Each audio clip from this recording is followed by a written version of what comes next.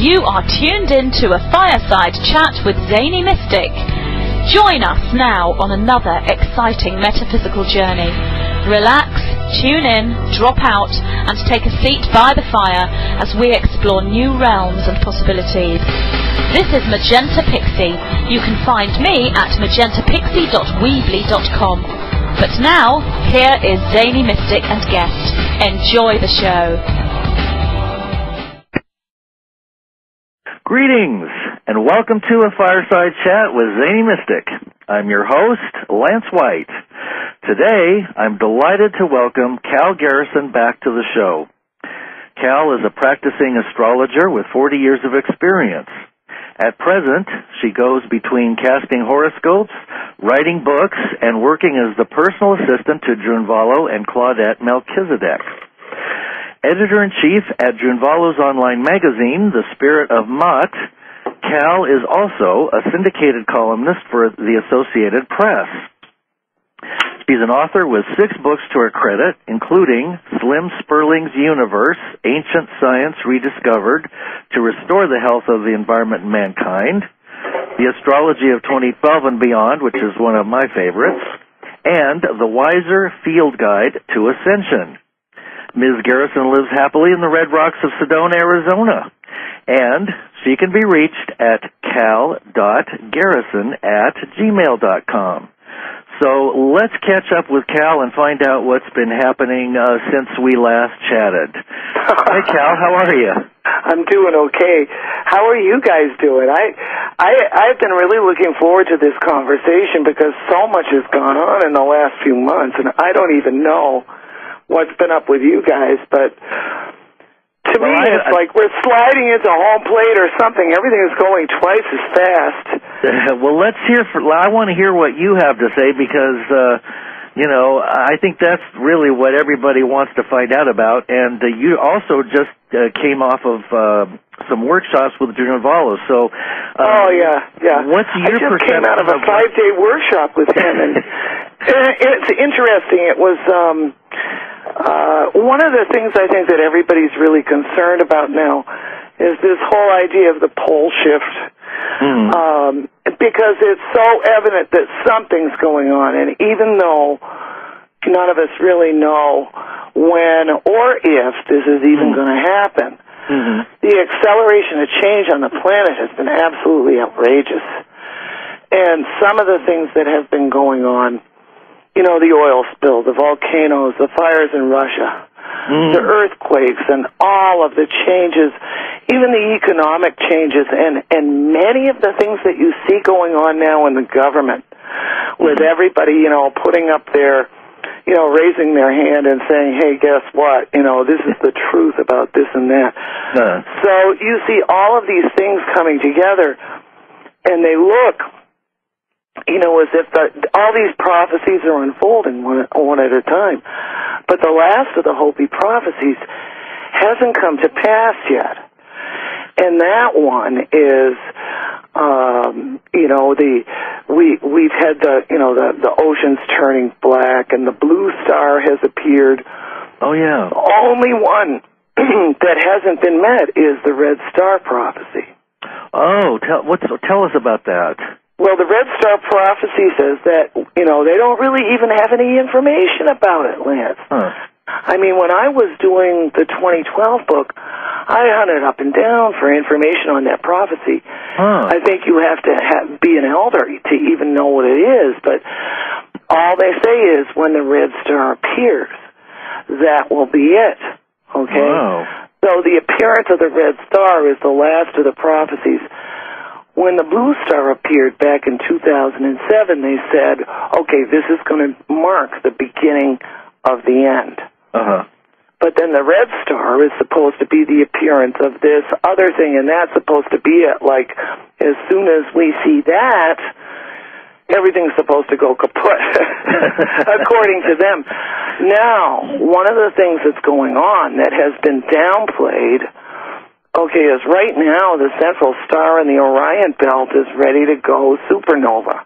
All right, now, the central star in Orion is Betelgeuse. Betelgeuse is what they call a red giant, in astronomical parlance, is known as a red giant. Uh-huh. But Drunvalo was talking about this in his last 2 workshops, and he said, according to him, it's any day now. Whoa. All right. So he said, and when that thing goes supernova, it's going to turn into the biggest, reddest thing you've ever seen.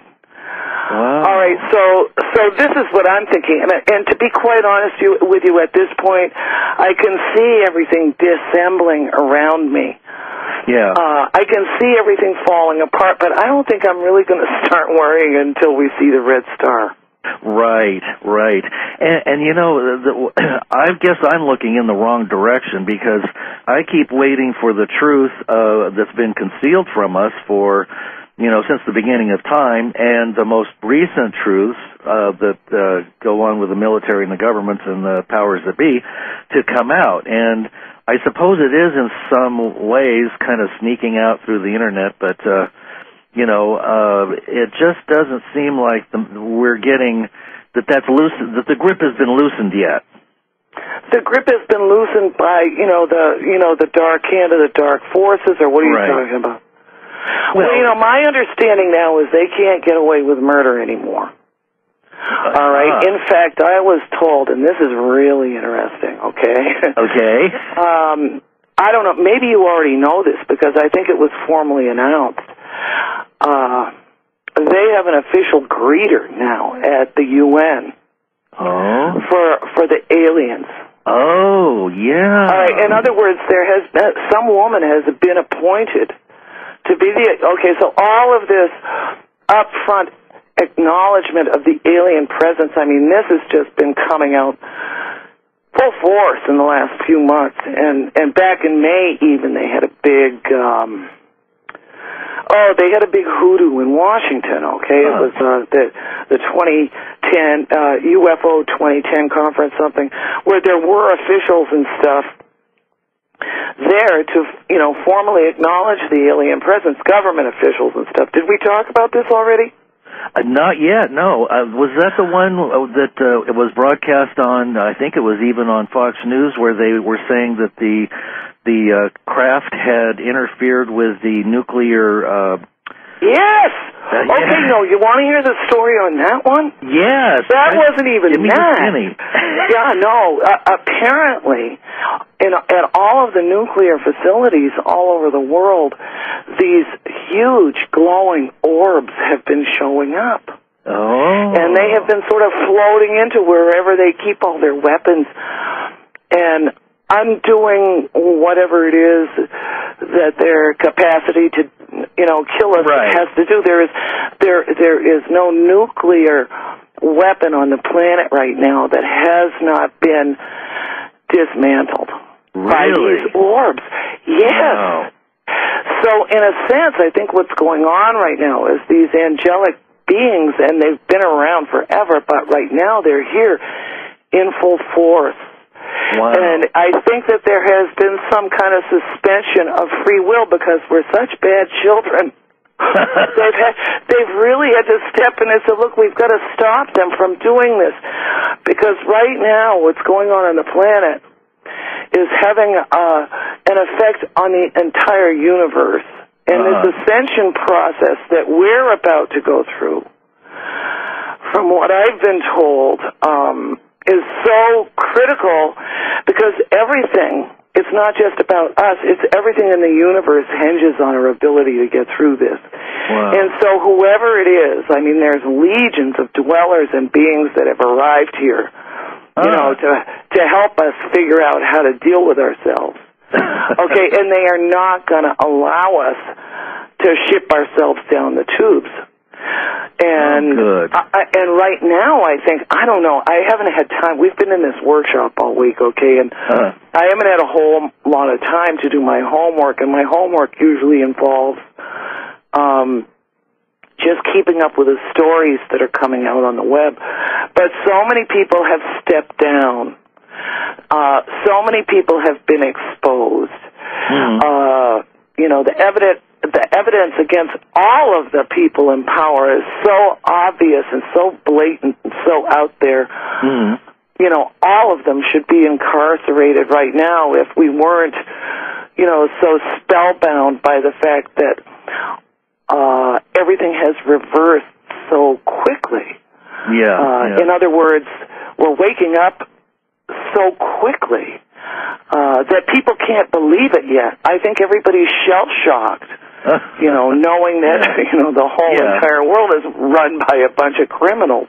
Well, exactly. And so the whole thing of the human population turning around and beginning to realize that, we've got to start thinking for ourselves here. Right.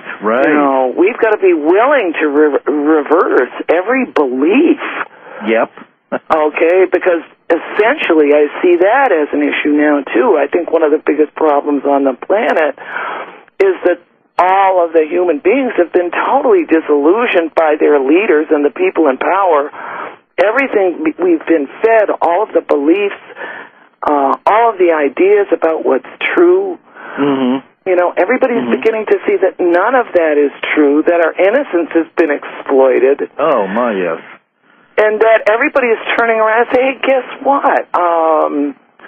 For instance, in relationships, do you see all the changes that are going on in people's relationships? Yes. Yeah. Well, that whole thing, and I'm just going to use it as an example because it's one of many, the whole thing of the idea and the beliefs that we have about marriage. Now everybody's coming up against them square in the face and realizing that, nobody really, truthfully, nobody, with the exception of a few souls who perhaps were karmically destined, to have a perfect relationship in this lifetime, nobody's ever been able to fit into that paradigm. Exactly. I don't know anybody that hasn't been married and divorced at least 2 times. Only once for me. Oh, okay. Well, it's kind of like, okay, now that one issue doesn't seem to be working for anybody right now. And most of the people I'm talking to are saying, I don't know how to do this. How are we supposed to do this? Yeah. The banking system. Oh, my God, yes. The belief in the politics, the belief in the integrity of the politicians. I mean, how could anybody believe that anymore? Yeah. Given what's happened down in the Gulf of Mexico. Oh, yeah. Have you been keeping up with that story? As much as possible. But basically it's an enormous fabric of lies, manipulation, and dark dealings that everybody except the public is privy to. Yes. It's and a this massive. has been a problem. It's a massive this last month. Yeah. I think at the end, somewhere around the end of July, they stopped talking about the oil spill. Oh, yeah. And it was like they put a gag order on that story. And then they came out and they said, oh, everything's fine. These bacteria have developed, and they're down there chewing up all the oil. Yeah, and the swimmers in the ocean. But the interesting thing about those bacteria is I'm not so sure it was like a natural occurrence. Yeah. Because they've been slipping so many other things into the water. Yeah. And this particular form of bacteria actually feeds off oil, but it mutates. Yeah. Okay, and I think, who knows, perhaps the oil causes it to mutate, but it mutates into a more virulent strain of whatever it was to begin with. Oh, yeah. Don't you think that's all pretty much intentional? It almost seems like a scorched earth policy. You're right on about that. Yeah. Well, let me give you a quick example. Today, I looked out. I live in the country, so I have a clear view of the skies. And today, for the first time, I saw the chemtrails that are overhead in a perfect tic-tac-toe formation. I counted 12 perfect squares. And, get out. And it was just clearly delineated, and it was like a patchwork quilt. And you see them in commercials, you see them on television shows now, and this is a major area of denial for people, even when you point and have them look up. So I've had people on the show years and years ago that were talking about them, and they said, well, if somebody doesn't accept the